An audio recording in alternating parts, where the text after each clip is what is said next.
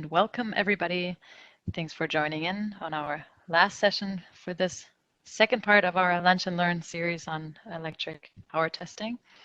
Today we're talking about transients. My name is Dodo Husman. I am your host for today.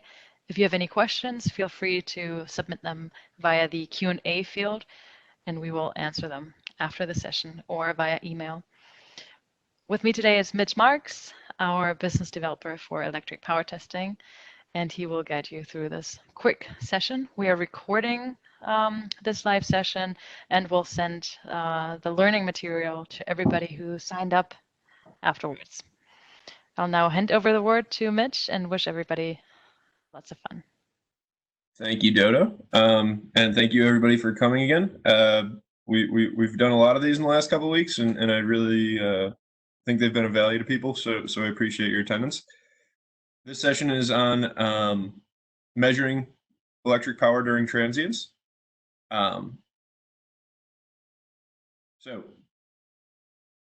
Quick recap of the agenda. First, we're going to go through the background on transient power. We're going to go through a transient power example, and then we're going to look at some drive cycles, which are those automotive tests we reviewed last time for determining range of a vehicle. So, quick review from the previous session that we did a couple weeks ago on introduction to transient power. So there are some unique challenges of testing mobile power or transient power or in-vehicle power and efficiency. One of them is that there's no steady state frequency. This meaning that our speed is constantly increasing, decreasing, or changing state. You know, rarely do we get in a car and go 30 miles an hour, fixed speed for hours on end. And there are some issues with traditional instrumentation and how they handle tracking frequency. A lot of these more traditional instruments were made for the grid. They utilize a phase lock loop system and require a fixed frequency. So bringing these in a vehicle where that speed and that electrical frequency are changing constantly creates some real challenges in getting accurate, reliable measurements. There's constantly changing states in these electric machines, specifically for road testing. You think of accelerating from a stoplight, hybrids that are clutching in and out a variety of machines, transients, you know, I think of hitting things or wheels slipping on ice. There's a real variety of issues that could come up. And in my illustration here, we can see a machine slowing down with time because we see this fundamental frequency losing frequency. So it becomes slower and slower. This is a machine slowing down. Tracking this would be difficult with traditional equipment. HBK bats this issue by using a cycle detect system. Basically, we have some cool digital algorithms that track zero crossings to determine cycles where we do power calculations. This allows us to do dynamic testing. So, an example of a transient power test. Now, as I've stated several times in these, rarely do companies give me data, and I understand why, so I have to go get my own. So I procured a electric scooter, pulled out the 3-phase voltage cables, mounted one of our Genesis test systems on board, connected the voltages, connected the currents, hooked it up to a 12-volt battery because this guy is DC powered. It's my product pitch for the day. And I hooked it up to a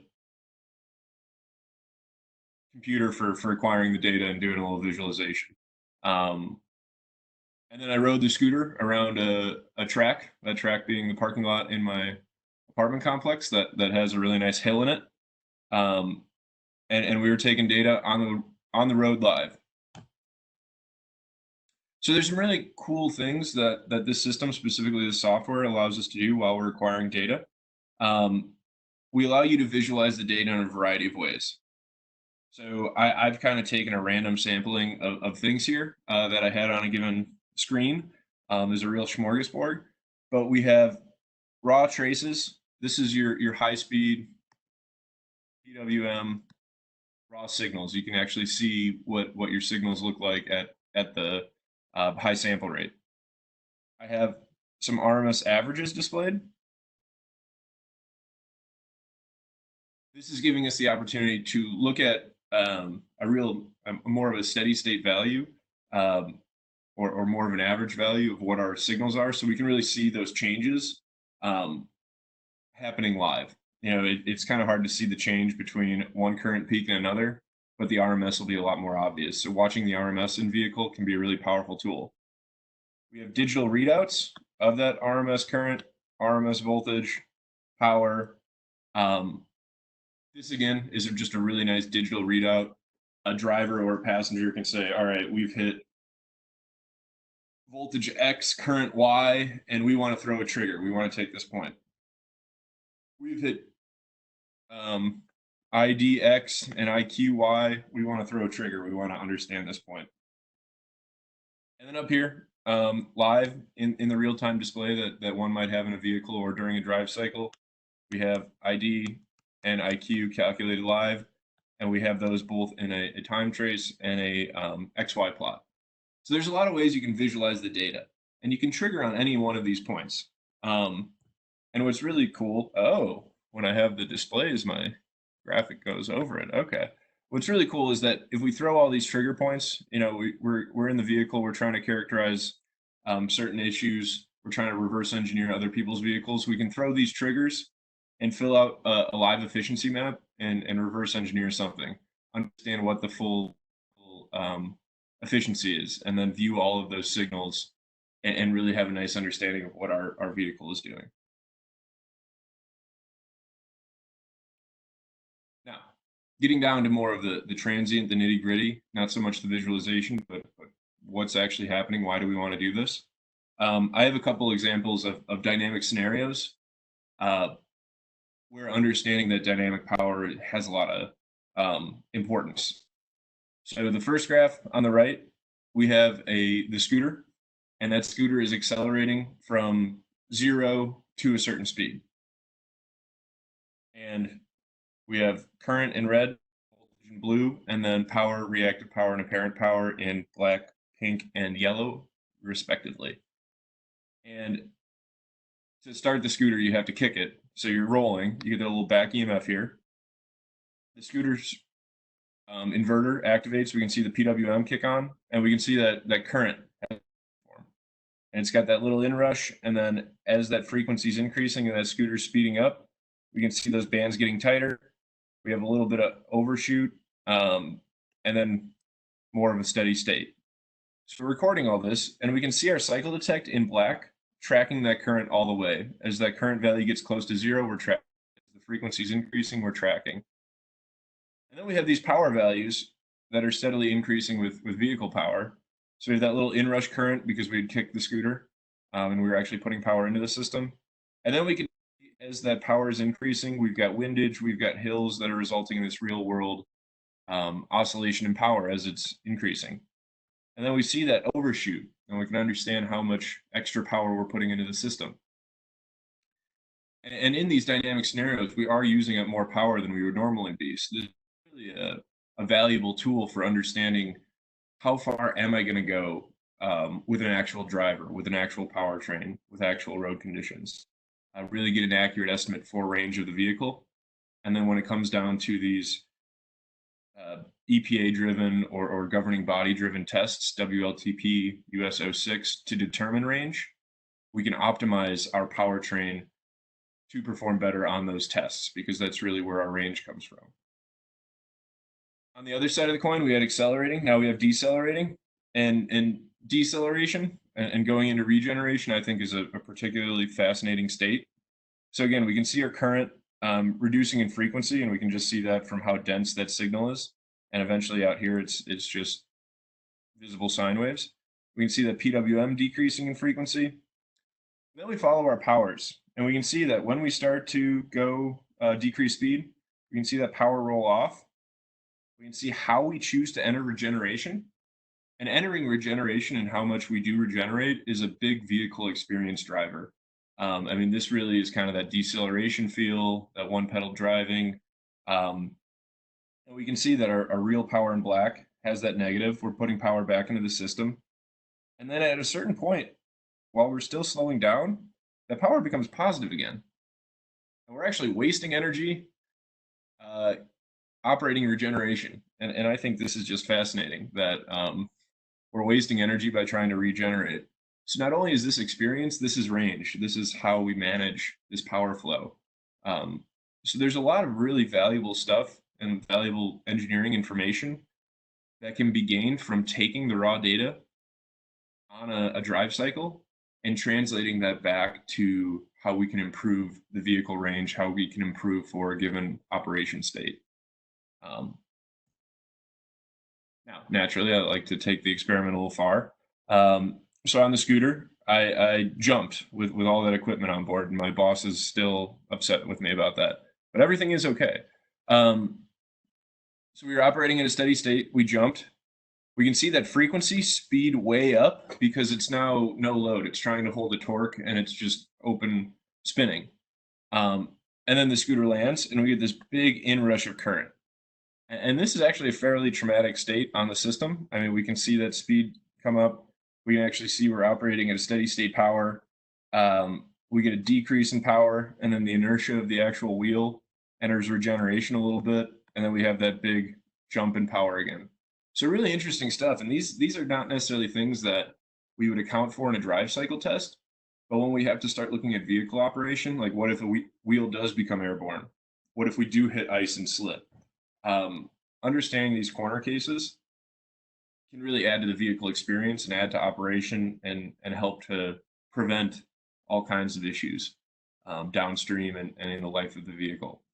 So I just think this is really valuable information for how do we catch all these weird things that could happen? How do we mitigate the repercussions? How do we keep currents from going over a certain value? Um, to really maintain the life of the system, to not overheat, to not demagnetize, to not break our gearbox with a really quick torque response. All real considerations to make. Now, the point of a drive cycle is to go through a real set, fixed um, torque and speed combination. So what I have here is it was a lap around the parking lot, really emulating that drive cycle where we have accelerations, decelerations, and we can see I've got current in red, voltage in blue, where we have that voltage and current spiking, falling, coming down to zero, spiking, falling, and really starting and stopping the vehicle. We can also see vehicle speed or vehicle frequency in the black here, and we can see that we're accelerating, decelerating zero, kick, accelerate, decelerate, and you can follow the vehicle path and then understand things like that jump. And we can see that frequency spike. And this is actually our cycle detect tracking that, the whole drive cycle. Again, we can follow power on that timeline, and we can see when we enter regeneration, uh, when we have hard accelerations, when we're wasting power. And we can translate that in the real time to energy. So you can actually see your energy used over time and follow that energy use because energy use is really translating to range. The less energy we can use for the same distance, the more range, the more efficiency our vehicle has. We can really, again, start to understand how a certain power spike is influencing energy used, and we can start to optimize a system over a drive cycle by doing things like handling regeneration more effectively. So there's a lot of power here, and this is all data that's taken with our system. These are all things that can be viewed real time or had post process calculations run on them to really understand that vehicle energy usage. We can take these drive cycles, these real world scenarios, and also replay them on a dynamometer. So replay them on a physical test stand with the exact same equipment. So you can take the equipment from the vehicle, bring it to the test stand, and then replicate that torque speed combination. And what I have on the screen here is a torque pattern in red, and then a speed pattern for the WLTC in blue. And we can see that to get these given speeds for that drive cycle, we have to apply a certain torque. So this is a 30-minute test where we were looking at torque and speed. But then we were also measuring motor loss. So this is actually the losses of the machine coming from different elements. Over that half hour, we were looking at temperatures. And then lastly, we were doing some real-time estimations to get magnet temperature. These were all things that could be done in the vehicle on a chassis dyno, in the vehicle on the road, but also on the dyno for R&D purposes. And you can understand where your losses are highest, so you can start to minimize that.